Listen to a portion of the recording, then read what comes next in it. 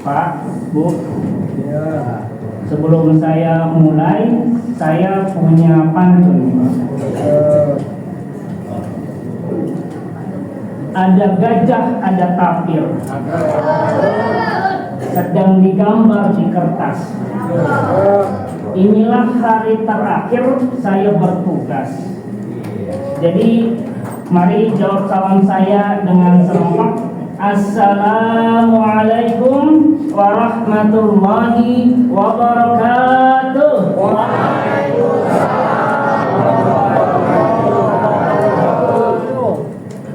Pak, Bu, ternyata kita tidak menyadari bahwa dari malam pertama saya bertugas hingga di malam ini Bapak dan Ibu bisa sama-sama diwisuda. Kenapa? Karena kita telah membahas latar belakang masalah, cara mendapatkan pahala walau kita telah meninggal dunia. Yang kedua, kita juga telah membahas tentang rumusan masalah. Yang ketiga, kita sudah membahas tujuan penelitian tentang strategi bagaimana kita mendapatkan pahala walau kita telah tiada. Yang keempat, kita juga membahas tentang konsep teori dari dalil-dalil hadis dan juga Al-Quran. Yang kelima, kita juga membahas penelitian terdahulu atau pengalaman yang dilakukan oleh para sahabat. Dan di pertemuan kali ini kita akan membahas tentang hasil analisis dan kesimpulan. Berdasarkan analisis kita sama-sama yang ada di masjid ini, ternyata kita belum sekaya Utsman bin Affan. Betul ya? Apa sumbernya? Berdasarkan kitab Bidayah wan Nihayah karya Ibnu Katsir dan juga kitab Tabaqat Al-Kubra karya Ibnu Sa'ad, bahwa kekayaan Utsman bin Affan yang pertama, beliau mempunyai 1000 dinar. 1 dinar berapa Pak, Bu? 4,25 gram. Saat ini harga emas antam 3.049.000 rupiah. Jadi sudah lebih dari 3 juta ya Pak, Bu. Sehingga jika 1000 dinar itu kurang lebih 1,9 triliun Bapak Ibu. Yang kedua, Utsman bin Affan mempunyai 30 juta dirham. Kemarin kita sudah hitung 1 dirham sama dengan 140.000.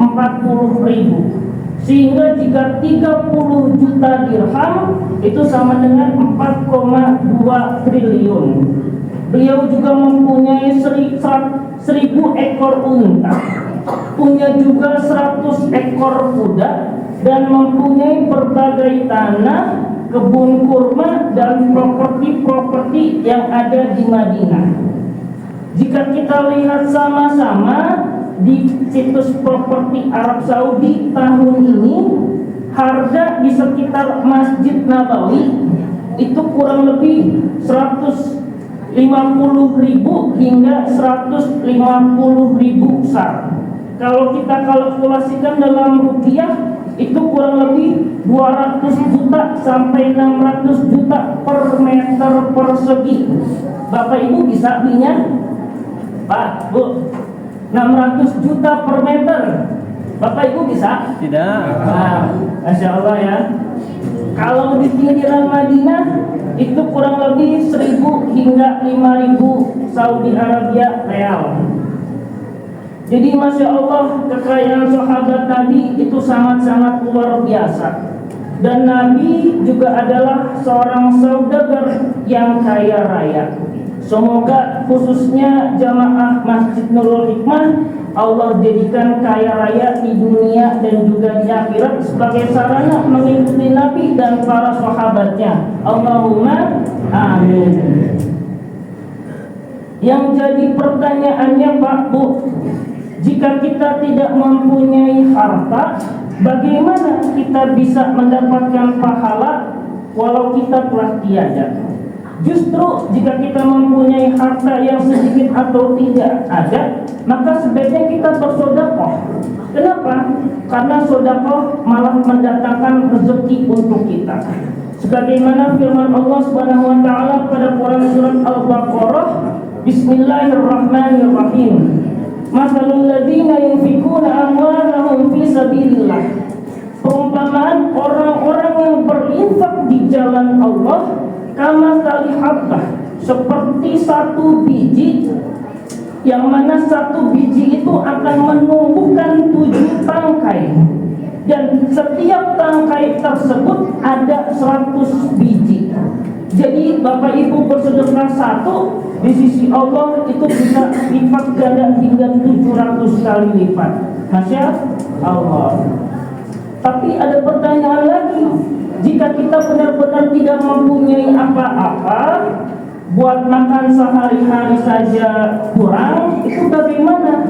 Maka kita bisa melihat hadis Nabi, hadis riwayat Muslim nomor 1445. Pada saat itu Rasulullah sedang berbincang kepada para sahabatnya.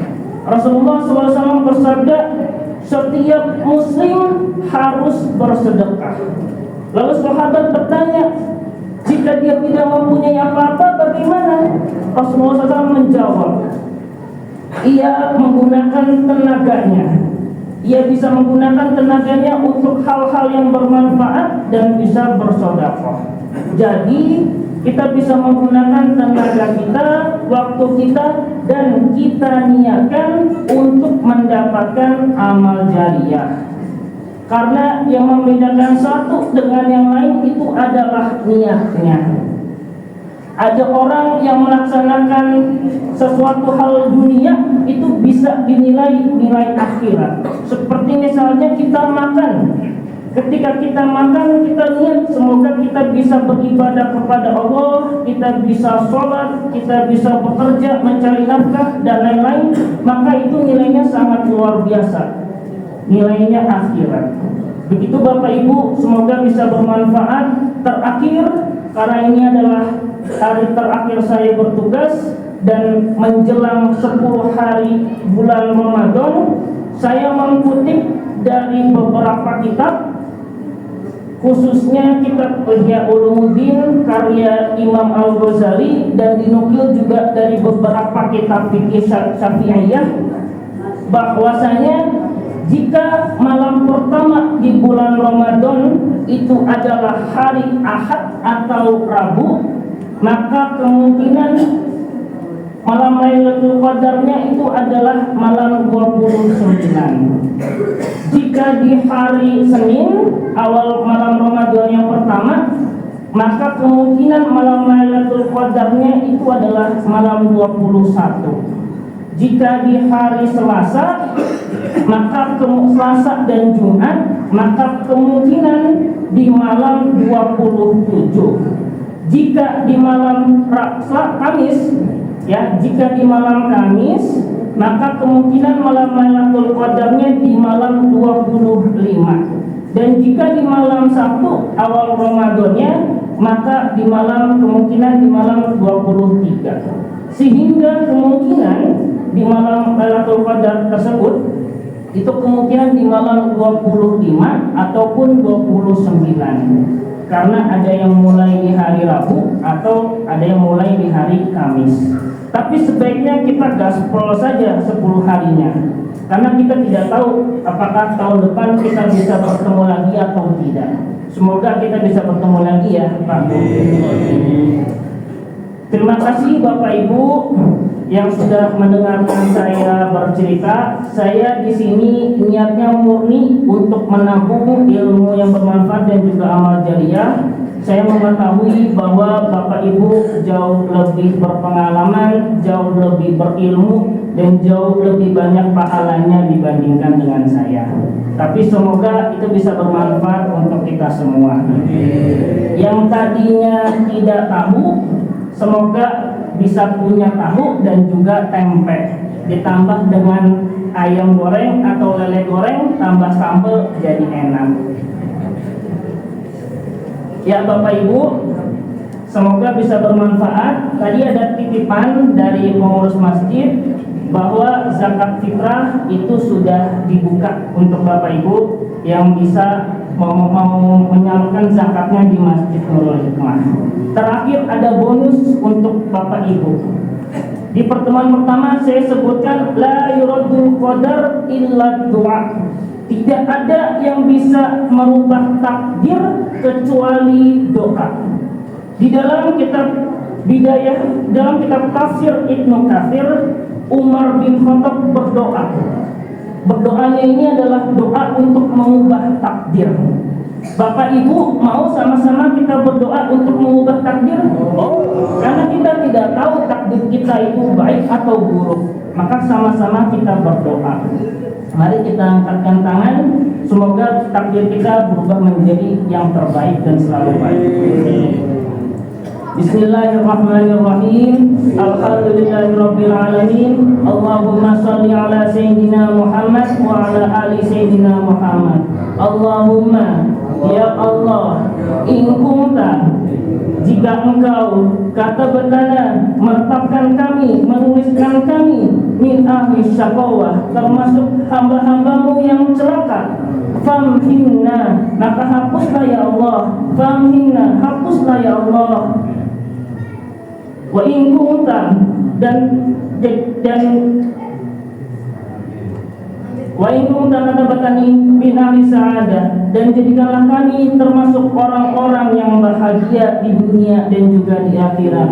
Fa innaka tamhu ma tasya wa tuthbit wa indaka umil kitab, maka sesungguhnya engkau berhak menghapus dan menulis takdir yang baik untuk kami. Bi rahmatika ya arhamar rahimin. Wa sallallahu ala sayyidina Muhammad walhamdulillahi rabbil alamin. Terakhir dan paling terakhir, Ayu Ting Ting is eating. Thank you for everything.